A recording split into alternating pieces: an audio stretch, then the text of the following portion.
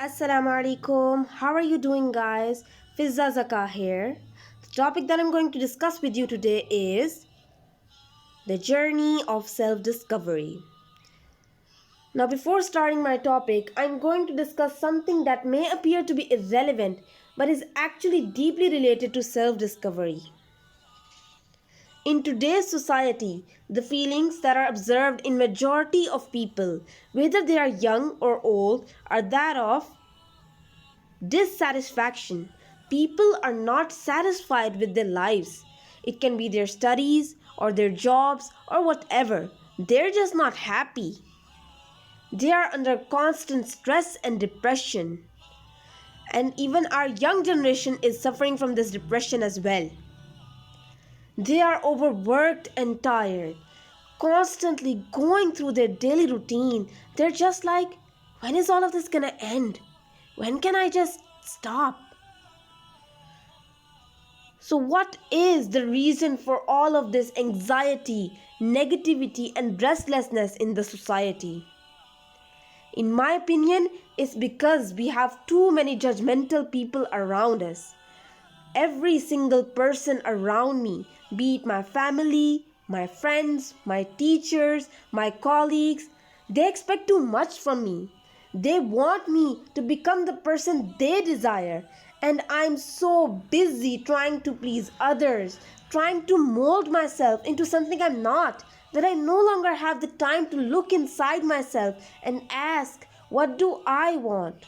What do I want to do with my one precious life? So we've become stranger to ourselves, and that is why we're just simply lost. Now that we know that what is the problem, where lies the solution? The solution lies in self-discovery, letting people be who they want to be, who they were meant to be. Now, what will self-discovery give you? It will give you happiness and contentment in the society, a stress and depression-free society, and a lively society where people will no longer be overworked because they will be doing something they enjoy. They will be willing to do it again and again. So now that we know that what positive effects self-discovery gives us, what actually is self-discovery? Just like every seed has the capability to grow into a tree, in the similar way, Allah Almighty has created us human beings with some hidden potential. The potential to grow into something amazing, something beautiful, and that something is unique for all of us. For me, it can be becoming a writer, a teacher, or a doctor, and for you, it can be becoming an engineer, an architect, a fashion designer, a photographer. No two human beings are the same. So, self discovery is the journey of discovering your unique potentials and abilities and the unique purpose that you alone can serve. Not everyone is meant to be an engineer or doctor. Now, I don't know about you guys, but in my society, it's still expected of the students to choose either of the two professions, even though we have so many career options. So let people explore and decide what they want to do with their lives. Don't make the decision for them. You can be there to guide the people, but don't make the decision for them. Now, there's something important I want to point out. Self discovery is not going to happen in a day or two. It's not something that you're just sitting one day and thinking and thinking and thinking, and you're just like, I think I can be an amazing artist because I'm very well at painting. No, it doesn't work that way. It's a lifelong process, a day by day process. Every single day, you go through something good, you go through something bad, and the way you react to that situation, the way you handle it, tells you a little bit about yourself. So every day, you learn something new about yourself. We human beings are like a labyrinth, a maze. There is no end to us. One day, I'm going to pick up the pen and start writing. I'm going to realize I'm an amazing writer. And the next day, I try painting and I realize I'm horrible at it. So we are on a constant journey to learn something new about ourselves. Now that I know what self-discovery is, how can I discover myself? In this regard, I'm going to discuss 5 factors that are very deeply influential on our behavior and the process of self-discovery. So, environment and past experiences. Now, whether we realize this or not, our atmosphere is actually very deeply tied in shaping our behavior. Take the example of a harsh parent. The child of such a parent grows up to have guarded behavior. These people, they're so guarded regarding their emotions, feelings, and even their relationships that they're not willing to open up to anyone. In this case, I'm going to discuss the research of Bruce Lipton, who worked on the effect of environment on epigenetics. Now, according to Bruce, the type of genes that are expressed in your children is deeply tied to the type of environment that you provide your child with. So, a beggar can be actually a very influential businessman if provided the right environment. One more thing that I'm going to discuss here is that the adults around us put label on us children, such as the sensitive one, the aggressive one, and many more. So these labels are actually what we refer to as the negative imprinting. Now, as children, we don't know much about the world around us, and our adaptable minds start to accept these negative thoughts about ourselves, and we unconsciously start to behave in that particular pattern and way. So what I'm trying to say is that 95% of our behavior is shaped until the age of 7 years.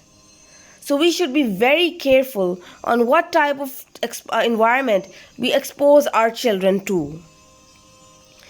And even today, we have the window of opportunity of 5% to shape our behavior once again if we are dedicated enough.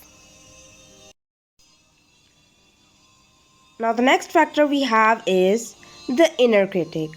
I think we're all familiar with this one. This is your subpersonality that is constantly whispering negative thoughts inside you and is producing feelings such as those of uselessness, shame, and guilt over just nothing. Now, inner critic actually reinforces your old identity. It stops you from doing something new and from exploring new characters about yourself. So what this inner critic of yours is whispering isn't always true. And in most cases, it's nothing but our own insecurities. So what you need to do is that you have these two approaches regarding the inner critic. You can either treat this inner critic of yours as an enemy, fight back, and silence it, and do what you want to do. Or you can treat this inner critic of yours as an ally, accept what it says to some degree, but still do what you want to do. The next point that I'm going to discuss is explore your desires and beliefs. Ask yourself questions. What do you want to do? What makes you happy? What is your special gift? What is your special talent? It can be anything. Singing, writing, dancing, teaching, whatever. Just discover it, and once you know what that talent of yours, your gift is, perfect it and put it to good use. Remember, be honest with yourself. Be kind to yourself. Don't hold back when asking yourself questions. The most precious person to you is yourself. So treat yourself right and be honest what you want. Don't let others' opinion affect you. The next we have keeping a journal. Now this one I can tell you is very useful because I do it myself. A journal actually helps you pent out feelings without the fear of judgment. It is very therapeutic. It can help remove negative feelings from inside you. You can also observe various patterns when you observe your previous entries. Now regarding a journal, it's best if you handwrite it rather than typing it, because according to research, handwriting stimulates your mind more than typing.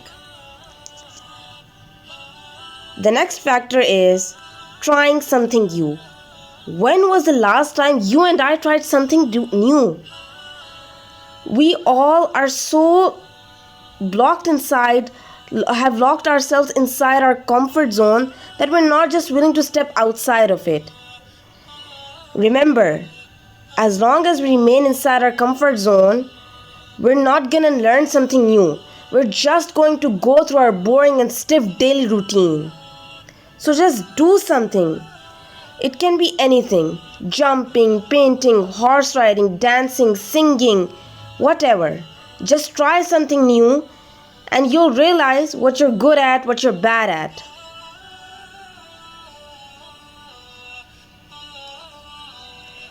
I'm not saying that self-discovery is easy.